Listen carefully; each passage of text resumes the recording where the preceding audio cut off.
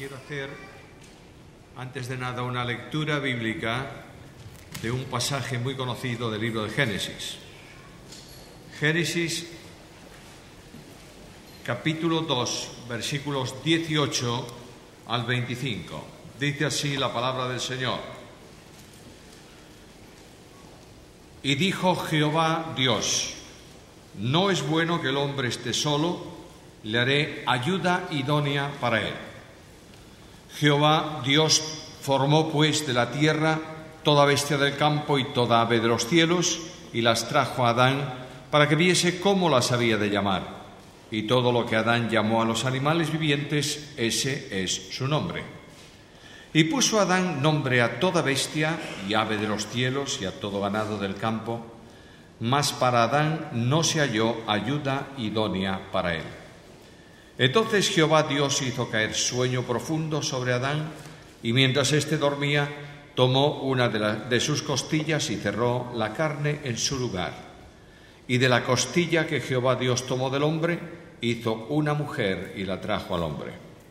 Dijo entonces Adán: esto es ahora hueso de mis huesos y carne de mi carne. Esta será llamada varona, porque del varón fue tomada. Por tanto, dejará el hombre a su padre y a su madre, y se unirá a su mujer, y serán una sola carne. Y estaban ambos desnudos, Adán y su mujer, y no se avergonzaban.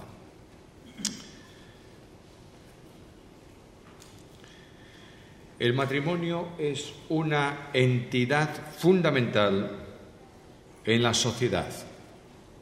Por tanto, está siendo cuestionada abiertamente en el día de hoy. Los valores que se habían establecido para nuestra sociedad han sido derribados uno a uno, especialmente en el ámbito de la familia y del matrimonio. Hasta tal punto ocurren cosas así que en España, concretamente, en el registro civil donde se inscriben los matrimonios, se ha anulado ya el calificativo de marido y mujer. No se escribe más eso. Es cónyuge A y cónyuge B. Ya no hay, cuando inscribes un hijo, ya no hay padre y madre. Hay progenitor A y progenitor B. ¿Por qué? Porque la familia es una institución que Dios establece y el matrimonio es el núcleo fundamental de la familia. De manera que la sociedad, nuestro mundo llamado occidental, procede de un significado, de una civilización, de un entorno cristiano. Y lo que tenemos que hacer hoy en día es derribar cualquier concepto acerca de Dios, acerca de su voluntad. Por tanto, lo primero que vamos a cuestionar es la primera institución que Dios ha establecido, que es el matrimonio. Además de esto, cuando hablamos de matrimonio, estamos hablando de testimonio de vida. Antes, en la reunión anterior, hablaba a los jóvenes de noviazgo, pero hablamos de testimonio de vida en relación con el matrimonio y hablamos de testimonio acerca de la relación divina establecida sobre él o en él. Cuando Dios quiere expresar cómo se comporta Él en relación con su pueblo, habla de matrimonio.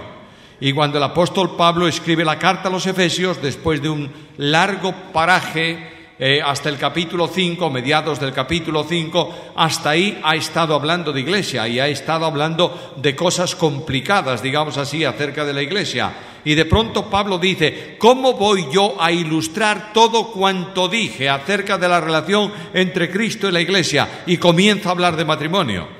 Pablo no tiene ningún interés al escribir su carta, al principio de su carta, de hablar de matrimonio, pero está utilizando la relación marido y mujer para referirse como ejemplo a la relación entre Cristo y la iglesia. Por tanto, yo quiero hablaros esta noche del elemento social número 1 en la historia de la humanidad y en la Biblia. Hay tres cosas que quiero mencionaros. Primeramente, quiero hablaros del matrimonio. ¿Qué es el matrimonio? En segundo lugar, quiero hablaros de las demandas que Dios establece para el matrimonio, específicamente para el matrimonio de cristianos. Ya os anticipo que la institución matrimonial, el matrimonio, no está establecido para la Iglesia, ni para los judíos, está establecido para el hombre, es decir, para la sociedad. Dios establece la relación entre un hombre y una mujer como elemento fundamental de lo que es la familia y, por tanto, del desarrollo de la humanidad que Él crea. En segundo lugar, quiero hablaros, por tanto, en ese aspecto de las demandas que Dios establece para el matrimonio. ¿Cuáles son las demandas para el marido? ¿Cuáles son las demandas para la mujer? Y finalmente quiero hablaros, como siempre, del compromiso. No hay exposición bíblica, no hay vez que abramos la Escritura que no tenga que preguntarme qué es lo que Dios quiere decirme a mí, con lo que acabo de leer o lo que acabo de considerar. Por tanto, ese qué es lo que Dios pide, tenemos que responderlo personalmente cada uno de nosotros al final de la reunión. De otra manera, cada vez que la Biblia se habla, no puedo salir del lugar donde se ha expuesto la Biblia como era. Tengo una responsabilidad. Decir a Dios: Señor, voy a orientarme conforme a lo que oí hoy. Primeramente, ¿qué es el matrimonio? Quiero daros unos conceptos generales utilizando algunas palabras que tienen que ver con matrimonio. En primer lugar, quiero hablaros de hogar. ¿Qué es el hogar? El hogar es, la palabra hogar procede, todas estas que voy a mencionar proceden del latín, aunque indudablemente también del griego, pero especialmente del latín. Y esa palabra traducida al castellano como hogar procede de una palabra latina que se utilizaba para referirse al sitio donde se colocaban los leños para hacer fuego. Hoy nuestras cocinas son de gas, encendemos, abrimos la llave, damos al gas, pero cuando yo era un niño, en la casa de mis abuelos se cocinaba con carbón y leña. Quiere decir que se partían los trozos de madera, se metían dentro de la cocina, se encendía. Pero había también una calefacción en la casa. No había una calefacción de agua moderna, era una estufa grande en donde se colocaban leños y se encendía para el frío del invierno. Mientras los leños estaban juntos, estaban ardiendo bien. Si tú separabas un leño, automáticamente se apagaba. Y al final del día el abuelo venía, recogía en un montón la ceniza que quedaba de los leños que ya se habían quemado, las brasas, mejor dicho, las tapaba con ceniza y se iba a dormir. Al otro día por la mañana traía una madera estrechita, la introducía en la ceniza, debajo estaban las brasas y volvía a encenderse. Hogar es la comunión de calor familiar en donde cada uno tiene calor de afecto para el otro. Cuando en el hogar se produce una escisión, automáticamente la relación de la familia se enfría. Segundo concepto, cónyuge. Esa palabra significa aquellos que están bajo el mismo yugo. Por tanto, la idea que hay ahí cuando hablamos de los cónyuges son los que están llevando conjuntamente, solidariamente, las cargas y la responsabilidad de la familia. No hay uno que lleva más carga, otro que lleva menos carga. Es como dos, perdonadme el ejemplo, la ilustración, como cuando se uncen al yugo dos animales, los dos tiran al mismo tiempo del carro, ¿entendéis? De manera que cada uno de los elementos del matrimonio llevan la carga del hogar con gozo y caminan juntos llevándolo adelante. Tercera palabra, convivencia, significa vida común, la misma vida. De manera que en la familia, en el hogar, en el matrimonio, ya no hay una vida de cada uno, hay una vida común. Los dos tienen la misma orientación, por tanto, los dos deben tener los mismos objetivos que constituye la expresión natural de la vida. Cuarta palabra, consorte. ¿Oís esa palabra alguna vez? Es muy vieja, yo hace mucho tiempo que no la oigo. Entre los reyes se suele decir, entre la nobleza, el matrimonio consorte. O la mujer consorte o el marido consorte. ¿Qué significa consorte? Que tienen la misma suerte.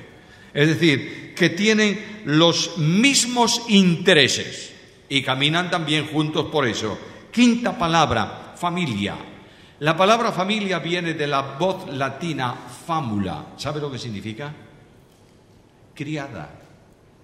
De manera que el concepto quinto que tenemos que relacionar con la familia es la idea de servicio.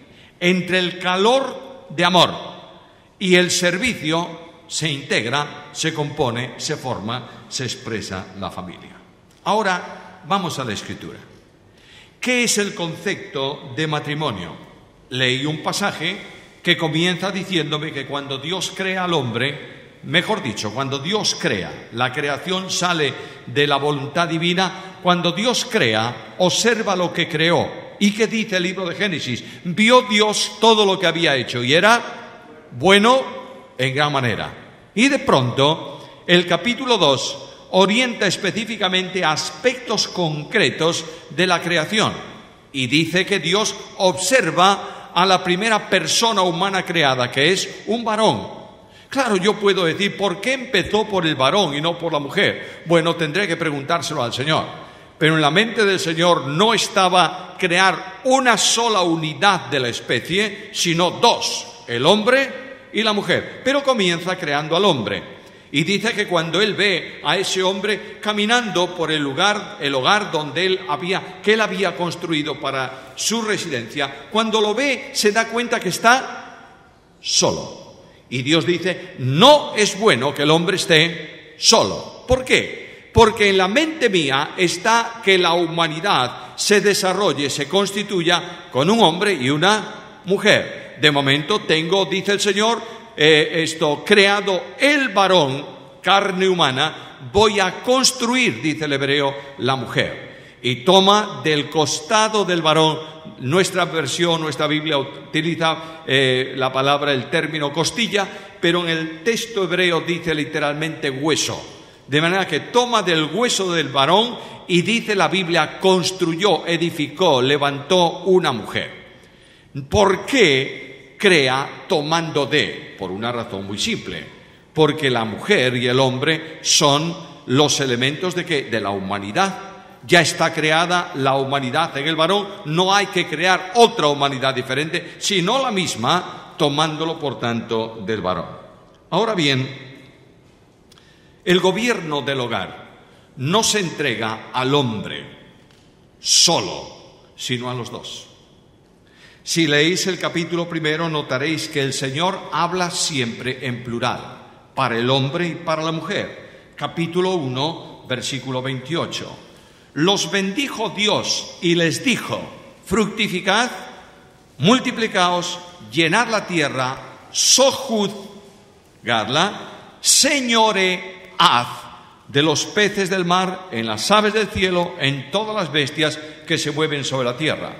El concepto de gobierno del hogar es dado a los dos, al hombre y a la mujer. La idea de que Dios colocó el gobierno del mundo en manos del hombre exigiría que hablase de los elementos de gobierno, de los elementos de autoridad en singular y no en plural, ¿entendéis? Por tanto, Dios dice al hombre y a la mujer, vosotros sois los delegados míos en el gobierno del mundo. Ahora, Adán reconoce esto, y Adán reconoce la igualdad que hay con la mujer en relación con creación de Dios y con elemento respetable para establecer un diálogo de gobierno. Notad que dice el libro de Génesis, tengo que correr un poco por ahí, notad que dice el libro de Génesis que cuando Adán despierta del sueño, y claro, algunos tienen curiosidad y dicen, ¿por qué Dios hizo dormir a Adán? Bueno, le iba a hacer una operación y le iba a doler. No, el dolor es consecuencia del pecado y ahí no hay pecado. Hay todo un enorme simbolismo en ese capítulo. Hay una serie de figuras que nos van a ilustrar muchas cosas. La primera ilustración es que Dios hace que el hombre cierre los ojos en un estado imperfecto para abrir los ojos en un estado perfecto. De ahí que Salomón diga que el que halló esposa halló el bien, dice nuestra versión. Pero realmente hay ahí un componente, un artículo